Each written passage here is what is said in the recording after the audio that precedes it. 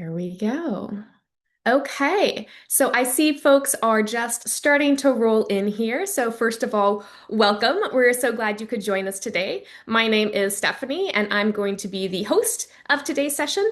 And yeah, just a quick few things to kind of set the stage before we jump into the meat of the session. We will have a recording of this whole session, and I will send that out probably later this afternoon, evening, depending on your time zone. So be looking forward to that in your emails.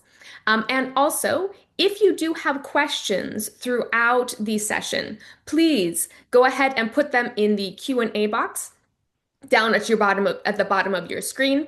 I'm sure all of you are very familiar with Zoom at this point, but that's that box down at the bottom. And if something is very relevant to what we're talking about when you put in the question, I might even try to weave it into the conversation. So we have that kind of back and forth there. But if it's something that we have to wait to the end, we'll have plenty of time at the end to cover those questions too. So that's kind of the groundkeeping things here. So before I jump into the questions, let's go ahead and hear from our panelists. Can you quick introduce yourself, your name, your company, and then also what's your favorite thing about localization? So maybe let's start with Adelina.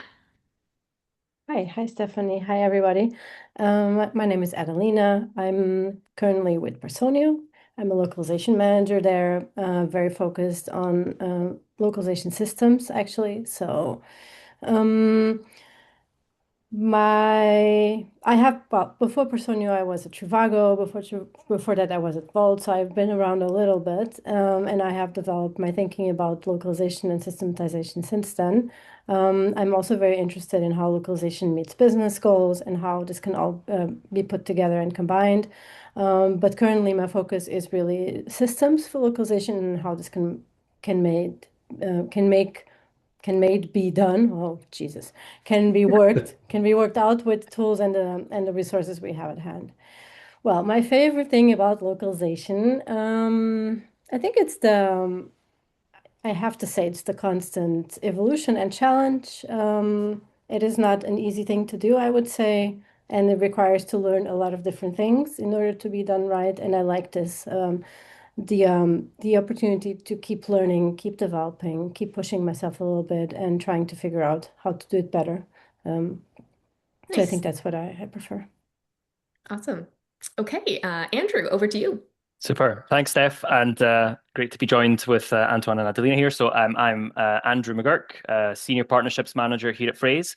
I've been with Phrase for about 3 years now, close to, looking after our strategic partnerships, specifically in the localization space. So working with the likes of Argos and many other kind of companies within the localization space to kind of forge alliances that are kind of value driven and that are geared towards delivering more better and faster solutions to our customers and more broadly to the industry as a whole, and helping elevate the industry as we navigate the ever evolving landscape at the minute. Favorite thing about localization, I mean, I'd say that being brought up between two cultures, so I'm half Spanish, half Scottish, if you will.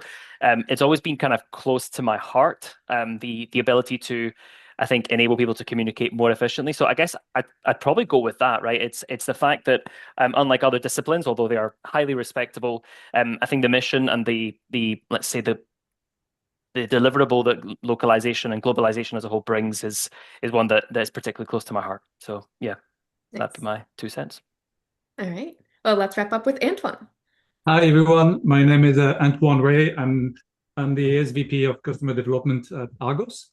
I've been with Argos about 10 years through Wenger and Argos. And prior to that, I was at We Localized for 15 years. And prior to that, I was with an Irish company in software testing. And they didn't put me on the French team, they put me on the Russian team at the time. And yeah, I'm based in Dublin, in Ireland. And yeah, what I like the most about the industry is that I'm lucky enough to have been in this industry for 25 years, a little bit more. And I travel every second week on average, and I get to meet people face to face. And that's the relationship that I've built over the past 25 years or so are amazing, and I do believe that meeting people face to face still makes a massive difference. And it's like, I think like most of us in this industry, we wouldn't be around this table otherwise, can do the job. But the relationship makes the big difference as to how you do a job and how you do an excellent job and you go to the trenches with your customers and partners, like Phrase in our case, and Personio in this case. And I think that makes a difference. And that's cool. Really cool. That's cool. Yeah. Okay, awesome. Well, then before we jump into some questions for our panelists, I do want to kind of lay the stage a bit. So this session is going to be talking about kind of the ecosystem of localization in general. So thinking from the perspective of traditional setups, the language service providers and the language technology providers have been very much separate. So a client side person would have to be talking to their TMS, talking to their LSP or language service integrator, I guess now you could say.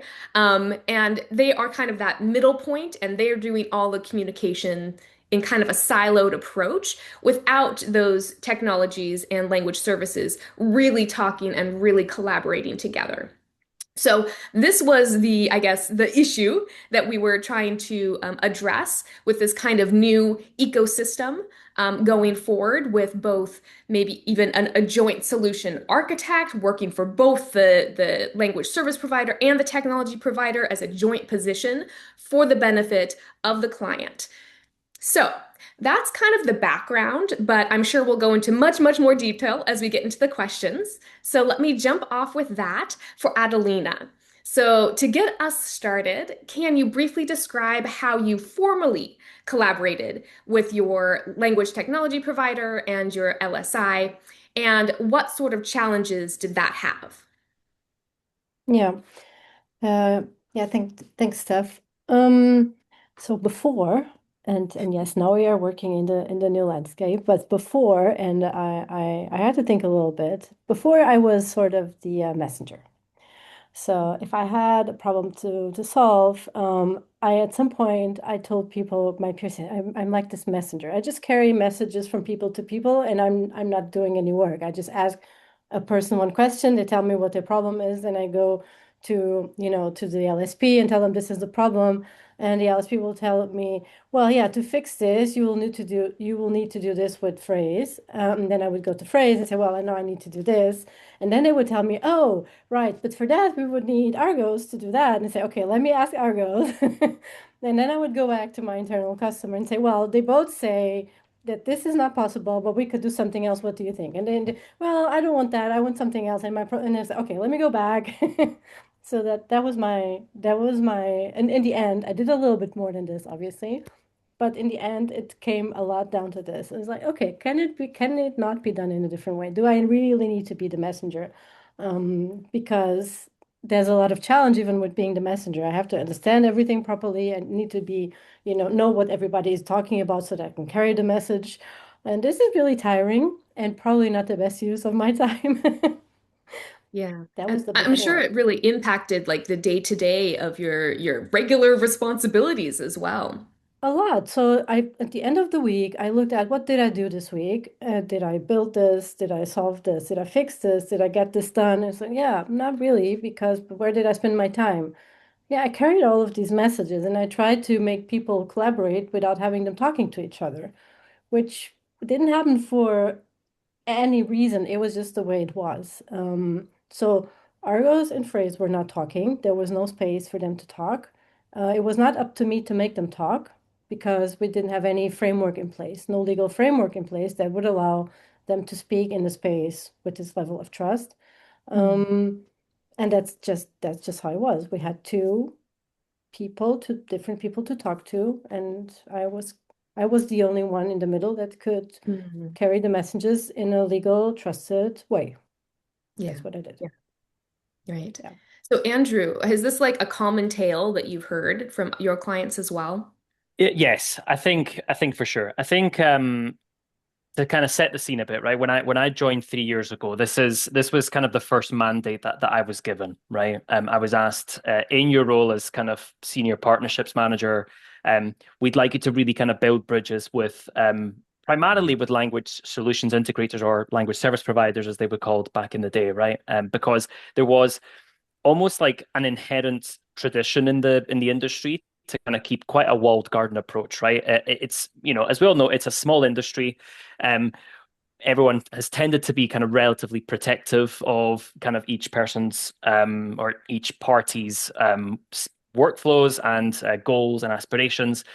But I think this was more tradition than any kind of specific reason why that had to be the case, right? And so when I joined, I kind of had a little round with all the different partners that we would engage with. And I think with Argos particularly, we had a very open dialogue about this, right? We said, okay, why is this the case? Like, what can we do to kind of try and address this, right? Are there ways that we can work more closely together, not just to kind of better serve our customers' interests, but even also our own, right, to make our lives a little bit easier as well, right?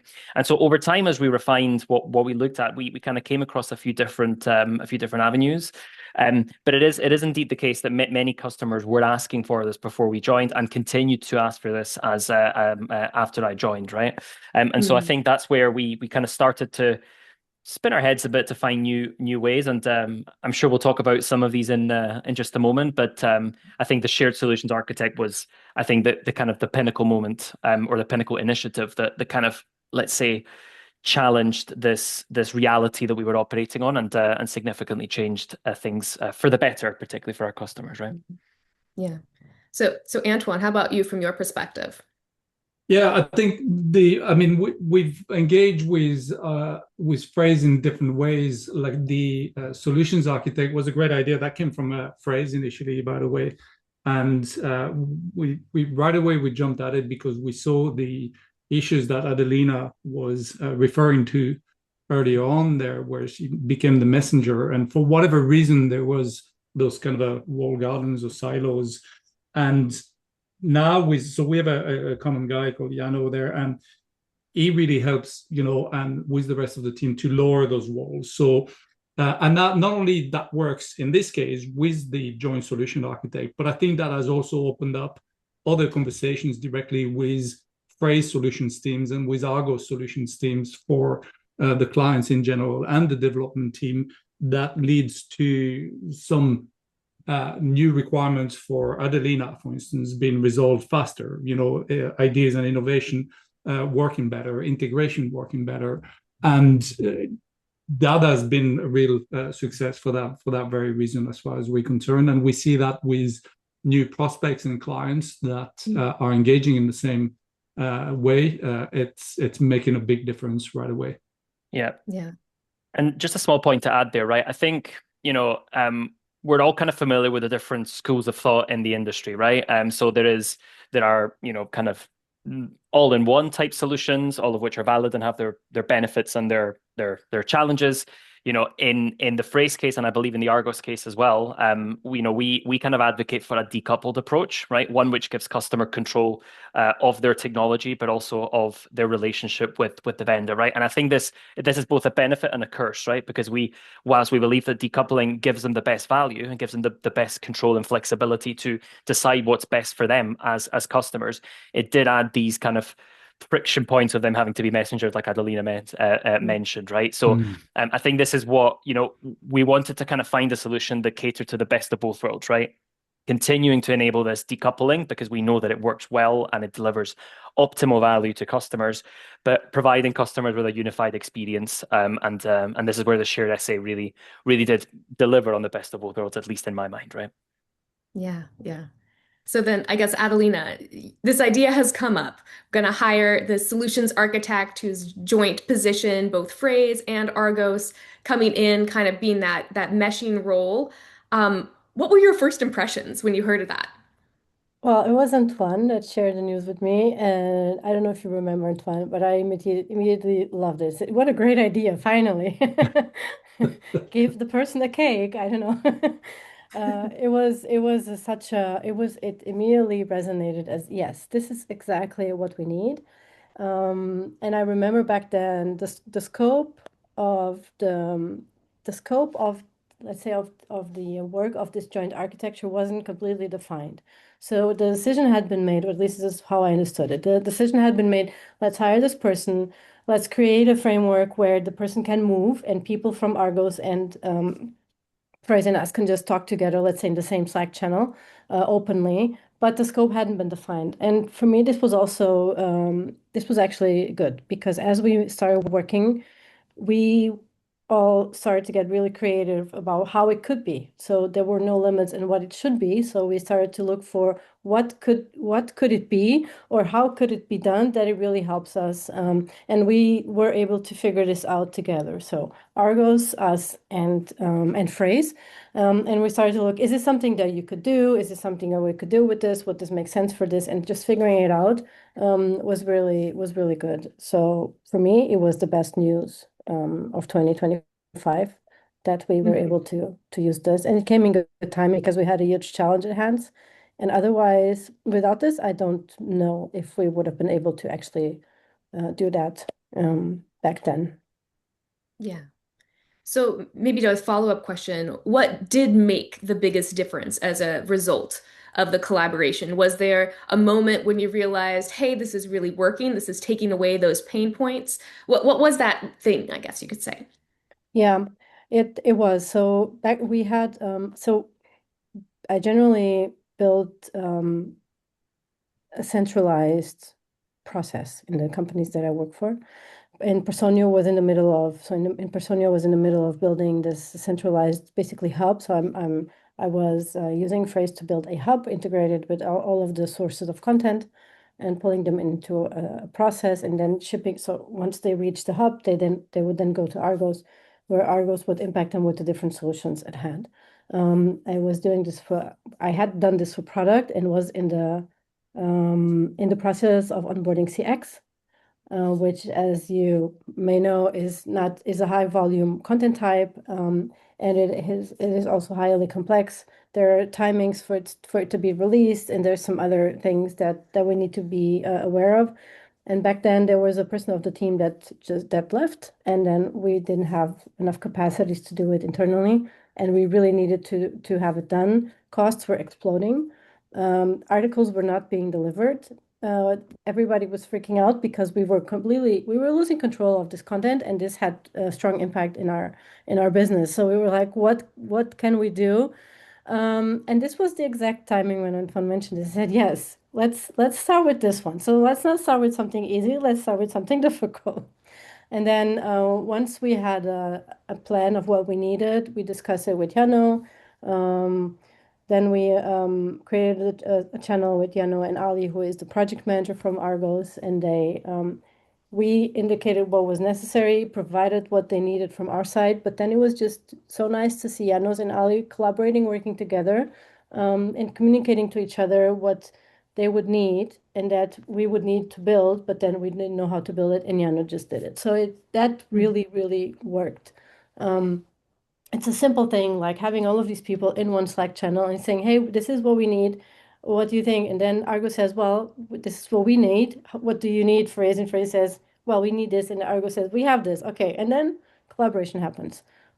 Yeah. Yeah, it sounds simple, but in this case, it was enabled by this decision of hiring a joint solutions architect. And for us, we had this done. We had all of this done in 1 month, with this and this was a huge thing. So the most Yeah. difficult challenge was to change to continuous project. So we had a project that was not continuous. So every time there was a new project created, we switched to continuous, which would have been impossible without Argos and Phrase talking. It would have just been completely impossible. And that was the solution that we implemented. hmm hmm I'm guessing, like, compared to you've worked with a lot of different vendors, both on the technology side and the language side, I'm sure, in the past. What was the fundamental difference here in this ecosystem? Was it really just that space for them to communicate? Were there other factors? Well, that was the final. Everything else you somehow figure it out. But this was the fact that they were communicating and that we could all communicate freely. None of us had the need to hold anything back because we knew we Mm, were covered. We had the legal framework in place. all of us. So we could just speak freely as part of the same team. And that was very important, that we Yeah. all felt we are doing this as a team. We could have been a team if we wouldn't be working for three different companies, but with this setup, we just worked as a team. Everybody had their own strength. We had requirements, and we all collaborated to get this done. So Mm-hmm. that was very nice. Nice. Yeah, that full transparency. That is Okay. exactly because when you don't have this, or when you know you don't have this, everybody feels the need to protect the interests of the company that you work for, which is obviously the correct way of doing it. There's no other way. You need to have that level of loyalty and of protecting interests, which is it's how it is, and we all know this.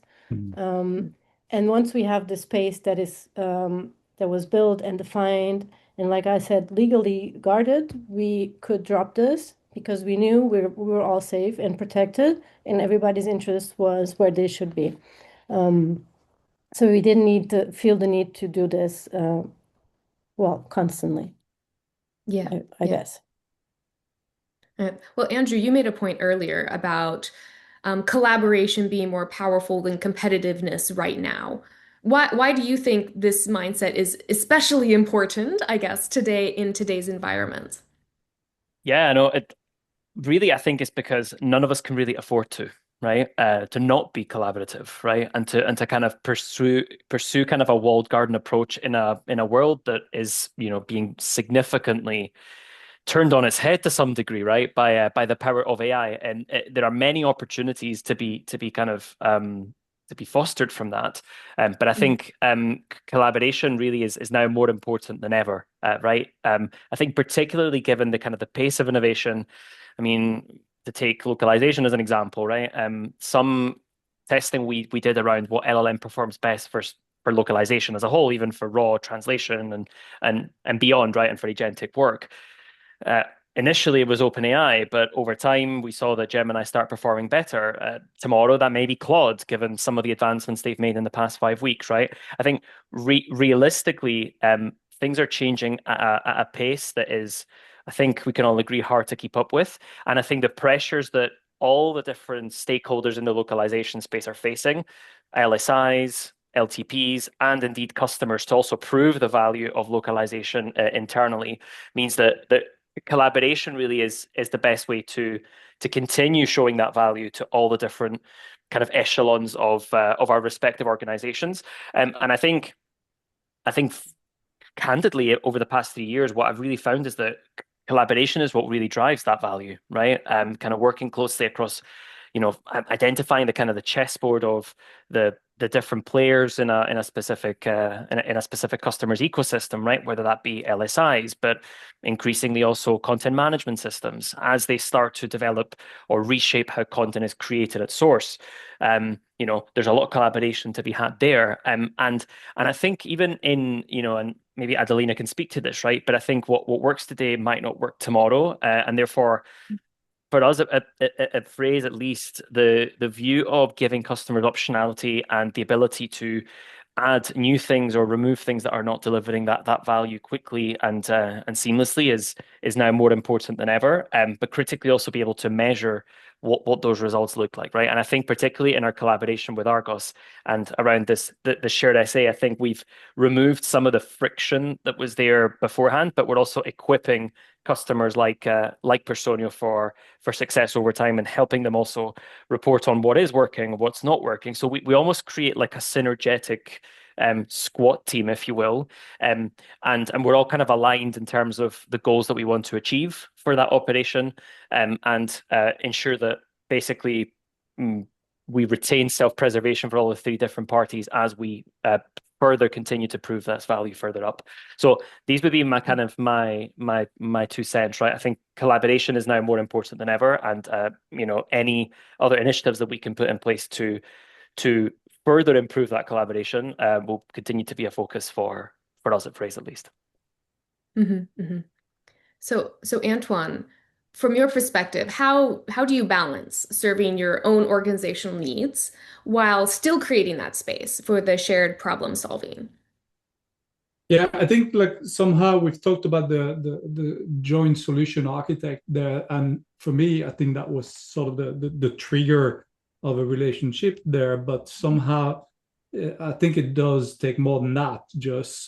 I think it takes like a few organizations, like Phrase and Argos in this case, to have a culture and a vision to say this is what we want to do. I don't know why there wasn't that kind of collaboration before, Yeah. because it's not like we're protecting massive trade secrets, I suppose, and we all know that in general collaboration is going to bring further benefits to everyone, and we've proven that. But I do believe that it was also in Phrase and Argo's DNA to make that happen, not only with the shared solution architect, but at every level of the organization. I see it. I often joke with Andrew.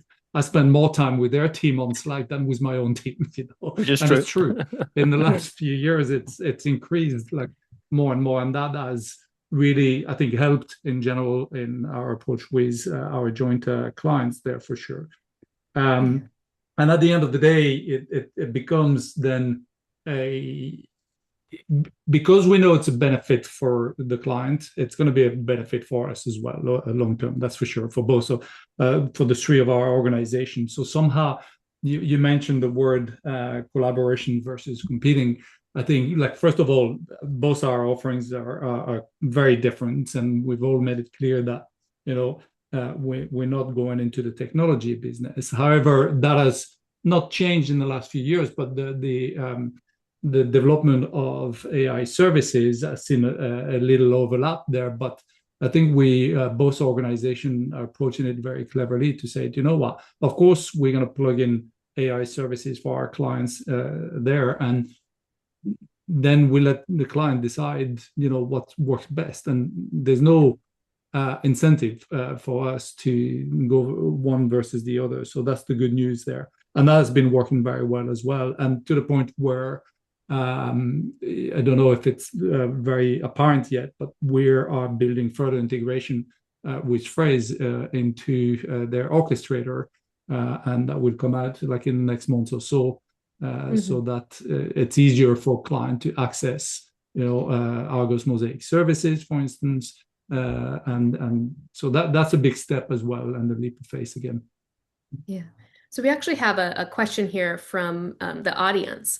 So they'd say, I see so much value in keeping tech and service providers separate, as they are both experts in their respective fields. So having a joint SA really is the best of both worlds. So how many clients do you offer this to? It's a good question. So I think currently, I mean, we offer it to any customers that are shared between the two of us, right? There are some kind of guardrails around it, specifically around kind of some of the levels of premium success that they have acquired. But that's more of a kind of a technicality, if you will. I think we're working to kind of deploy the shared solutions architect where they can deliver value to our respective customers. I'd say off the top of my head, it's about 8 to 10 customers kind of embedded in this initiative, but the list keeps on growing, right? I think one thing Antoine might agree with as well is I think even for us, right, as we've positioned this offering together, we've seen a steady number of existing customers, but also prospective ones, kind of really buy into our joint offering as well, because they really value this unified experience, right? And so this list keeps on growing, and I think all going well. We hope it continues to grow, and again, I think delivering that to more and more customers and accounts that want to leverage it is going to continue to be a big priority for us. Yeah. And is this something where then you also provide joint QBRs where there's a joint SA in place? We haven't done that yet, but that's not a bad idea, actually. Good point, actually. Yeah. And that would probably make sense. Yeah, absolutely. Let's schedule that with Adelina. Yeah, exactly.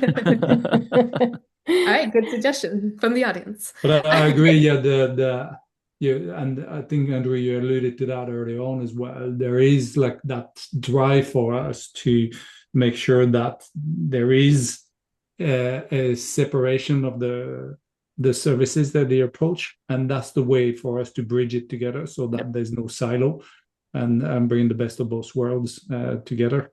And yeah, and giving that flexibility to the client. So I agree with the whoever asked that question.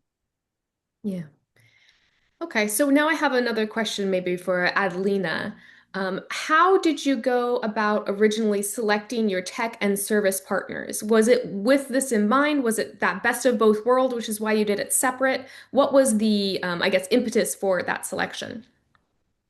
Yeah, so in Personio, I inherited both Phrase and Argos. I had worked with Argos before, and in the previous company I onboarded Argos, so it was my choice. And I had onboarded Phrase in my previous company back in the days when Phrase was still called Phrase Episode. Back then, it was my choice. So right now here at Personio, I found Argos and Phrase, and because I knew them, obviously, I mean, I kept them not just because I knew them, but because I had experience in collaborating with them. Maybe the question here, or what I should add to this, is why didn't I change them? When I was in Personio. Why did I keep them? Not just because I knew them. So I continuously look at tools and providers on the market, not just because I'm curious, but because these are tools that I need to have. I need to continuously be able to defend my choices as well in my current role, but also in the next one. So if I'm asked why are we working with these vendors, I need to be able to tell them why, and I need to be able to tell them why I'm not choosing others. And I have to have these arguments. I have not chosen others because I also did not necessarily believe in a solution that combined both. So where we had tech and language in one tool, I saw disadvantages, like one of the people that left a comment. I also did not want to do that. I like the independence of having two providers. So I decided to go with that. And I would still argue that this is a good solution. And then I was just happy that we decided to collaborate together. But yeah, um, Yeah.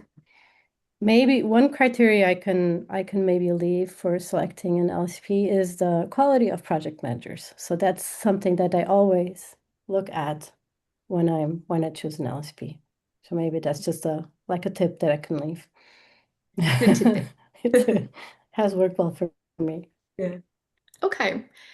So, what advice, Adelina, would you give to companies that they're hearing this? They're like, wow, this seems great. It seems like there's a lot of collaboration and I want to do this, but I'm a little bit hesitant. Have you seen downsides like loss of control or anything like that? Or how has it worked out in actuality for you? Um, no, I stepped into this with no concerns. I mean, as long as, like I said before, as long as we have a legal framework in place, obviously this is essential. We cannot do anything without it. Um, in this case, I already knew both partners, and as soon as we started working, I saw the benefits. I did not feel like I was losing control. On the other hand, I felt that I gained time, and I gained control actually because. I knew that things were being done and taken care of even when I was not able to pay attention or was off work. So this full dependency on myself and me passing over all of these messages, for example, that just disappeared. And I was able to do my role with actually more ownership and look at things from the perspective of making things happen, making decisions, making sure that I understand the pressures in the business, that I bring the pressures and the need to change to the partners, and that we collaborate to find a solution. So this is much more interesting and engaging than what I was doing before. So I can only encourage people to look into this as a good solution because you will have the best of both worlds, the independency of two different vendors, two different contracts, two different negotiations in order to work with them. So that's completely separate. But then in the end, if you decide to keep both, because of the uniqueness that both deliver, you will have this added benefit of a joint solutions architect that will work with you as an extension of your team. That will help you to build out solutions for, a system that you might be building. That's what I'm doing. So I can bring the logic and the idea of the system, and then we can all together figure out how this would work best from the process perspective, from the tech perspective, and then also from the people input, so from the language quality perspective. Yeah. Yeah, that's what I would say. So no downsides, and I'm all in for the joint QBR actually. So Yeah, good. Let's do it. Yeah. Let's do it. Yeah, so let's let's do do it. that. A follow-up question for you, Adelina, from the audience. So, how Mhm. much time do you think this has saved you per week, like Hmm. roughly? Um, oh, it has saved me. I would even say, so let's put it like this. Before I had to go into phrase every day to make sure that I was paying attention right now, if I go, let's say 2, 3 times a week, that's enough. So it saved me many hours. I would say it saved me days. Just to have the solution architect, project manager, working together. Yeah, nice. So Okay. it was a lot. Yeah, A lot of time. a lot of time. Yeah. All right, so let me go ahead and jump to one more question for each of you, and then we'll get into further questions from the audience. So, Mhm. Antoine, um, for organizations who are watching this and thinking, this sounds great, where do I start? What is one practical first step that you would recommend? Contact us. That's, that's back to my real role. No, you look at the industry. Most of the people on this call probably know, the main players there, whether they are like joint offering. There's a few companies that are offering both a technical solution and a services solution, right? And there's a few companies like Phrase and ourselves and Argos that are offering different services jointly together somehow. So you can look at that and you can see where the benefits are right away. I can guarantee you that an organization like Phrase has probably a lot more developers than a joint offering within the same organization, and therefore they're developing more innovation and automation than those organizations. And on our side, it's the same from a service perspective. We're always looking at how do we survive to start with. That's the third time we had to reinvent ourselves in this industry, like from translation memory to NMT to AI now, and that's what we've been doing. So somehow you're getting that. So do have the conversation is the first thing I would say. Have a conversation with ourselves, and together, separate, whichever works best, and see if that's a solution that's going to work for you or not. Mhm. Yeah. Okay. Andrew, for you, what's one mistake to avoid when trying to build this kind of collaborative ecosystem? It's a very good question. I mean, I think the main mistake I think anyone should avoid in any role in the localization space is thinking that they can be the be all and end all, right? I Mhm. think the reality and tied to what Antoine was saying, right? I think a degree of humility is important to say like, look, I can help you with this, but for this particular piece, I don't think I can give you the best service, and actually speak about this very frankly and transparently with our customers and with our partners as well to say, look, for this, you're better off using this solution that our partner has delivered, or for that other piece, actually, you might be better off building it yourself. We will help you build that solution into your current ecosystem. And I think that kind of live discussion, almost like sitting down in a room with a whiteboard and mapping all that out together with all the different players in the space is something that we're very keen to do. So maybe, Adelina, maybe we take we turbocharge the QBR premise and we all come and sit at the Personio office, right, with a whiteboard, and we can make that happen. So I think I think for me, like a degree of humility is important, and I think in our collaboration with Argos, that's always been the case, right? I think we've always said, look, we at Phrase will focus on continuing that development of technology solutions and being that infrastructure for our customers to, let's say, be the connective tissue of all of their different solutions and be able to measure the success of these solutions. And then for partners like Argos to be kind of best of breed service providers with some technology enabled solutions that can also be plugged in, as Antoine said, um, but kind of jointly provide that better service and an overall solution to our customers. So I think focus, humility, and above all, transparency, I'd say are Mhm. kind of the three key measures of success of any ecosystem solution that is built. And I think above all, always the customer's always right, right? Like customer value first. as the top underlying North Star that drives any collaboration is absolutely critical. Mm-hmm. Okay. Adelina, if you had to sum it all up, what made this collaboration successful beyond, the technology itself? Well, I love to be put first, so I'm no, yeah, I'm kidding. It's just a small joke, but yeah, I think the focus on the customer is important, um, in the sense that it's important in the sense that the customer needs to be heard, right? And when I say the customer, I don't mean myself because I need to listen to my company too and understand what the company needs for the business. So I am not the customer, I am a sort of a proxy customer, and I need to be able to learn what the customer needs, understand, interpret, figure out what would be like an ideal solution, and then bring this to the partners because all of the knowledge that we have inside of these two partners, I don't have that in my team.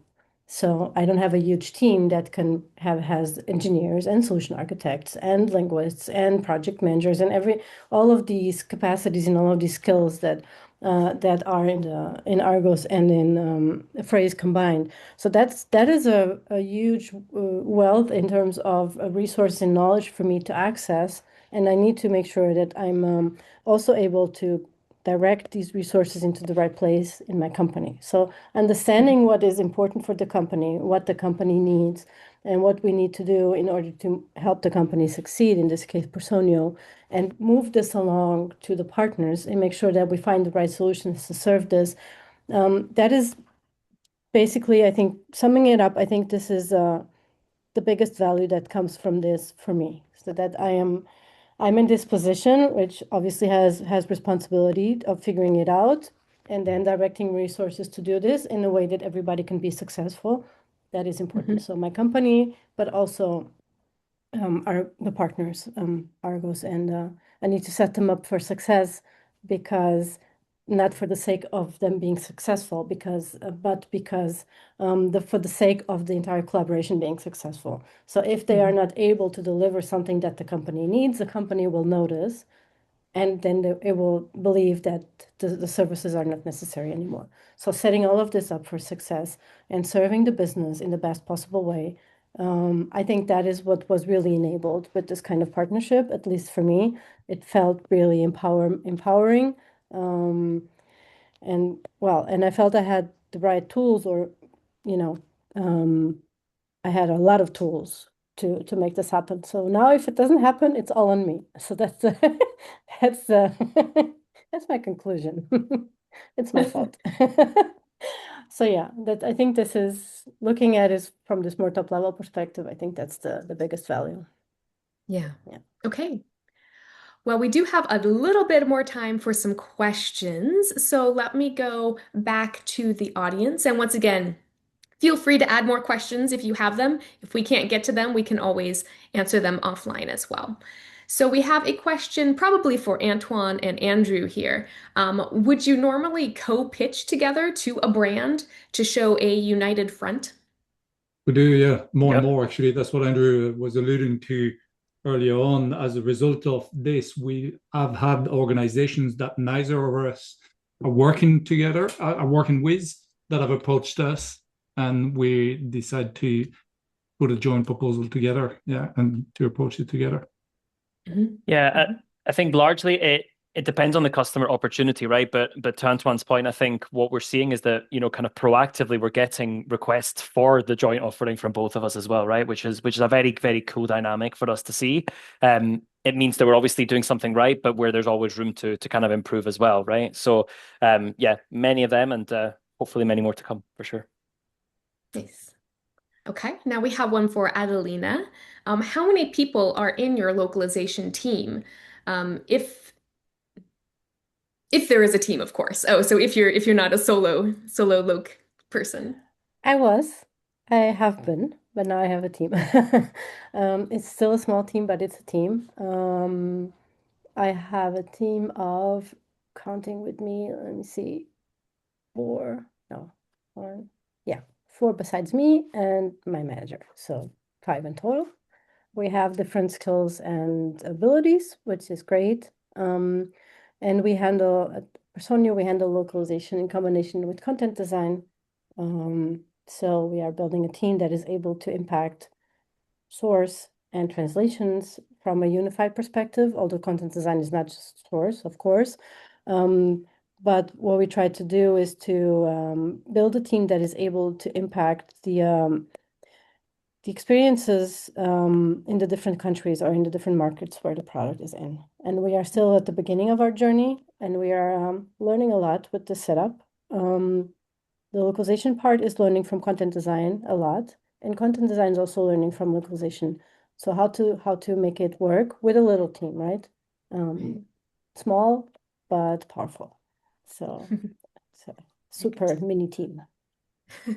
Nice. Okay. Well, any last words from any of you before we close things out here? Last thoughts you'd like to share? No? Good. Go Good. ahead, Andrew. No? No, Okay. look, collaboration, collaboration, collaboration. I think that's definitely been the theme here. I think many more stories like this to come. But a huge thank you to Adelina, I think, for the trust placed in both of us, particularly. We definitely don't take that for granted, as you rightly said. I think it only pushes us to make the boat go faster. So yeah, I'd say let's keep up that collaboration for sure. All right. Yeah, I want to echo that. I also believe a lot in collaboration. And when we moved to AI, that was the feeling I got. It was like we need to compete more and we need to compete less and collaborate more. And I like to, so what Antoine said earlier, that you still feel, Antoine, that meeting people in person is still very important. Oh yeah.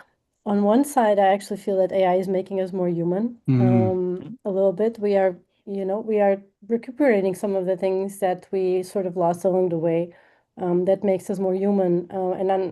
And the things we are discussing here, so collaboration is a human thing, is something Mm. that we do together to solve problems together.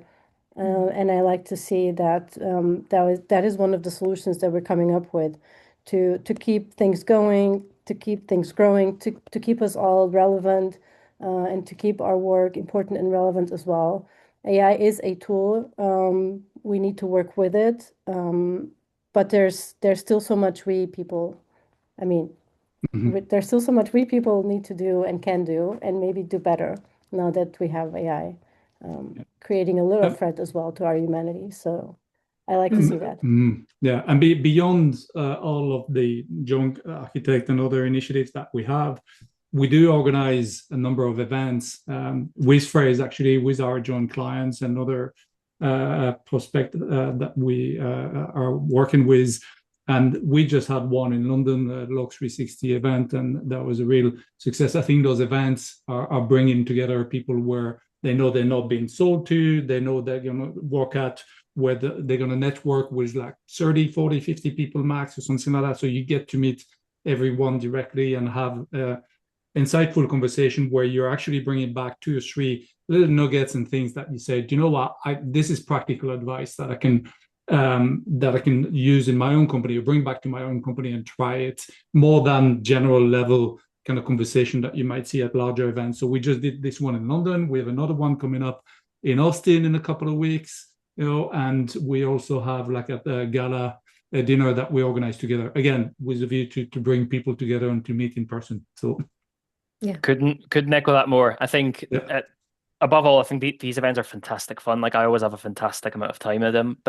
But critically, to Antoine's point, I cannot tell you how many times I've had to fight with sales teams to say absolutely no selling at these events, right? Like yeah. the goal really is for us to foster a conversation, build the kind of the network, and just have a good time, right? Really kind of compare notes on the industries, whether good, bad, or ugly, right? But let's compare the notes. Let's learn from each other, and let's take these actionable items over to our day-to-day work as well. So please do join us for the next few editions.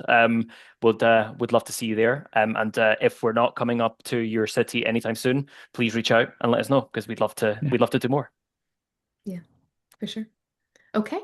Well, we'll go ahead and close this in there. Once again, I'll be sending out the recording in just a few hours. If you have any questions, I'll be including both Andrew and Antoine and Adelina's LinkedIn profiles there, so you can feel free to reach out to them if you have further questions via LinkedIn. So thank you all, and thank you to our panelists. This has been really great. Thank you Thanks, all. Adelina. Thanks Thanks, so Andrew. much. Thanks, Steph. Thank Okay, Antoine take and Have care. a good day. Stephanie. Bye. It was Thanks, a Take care, pleasure. everyone. everyone. Bye. Bye. Thank you.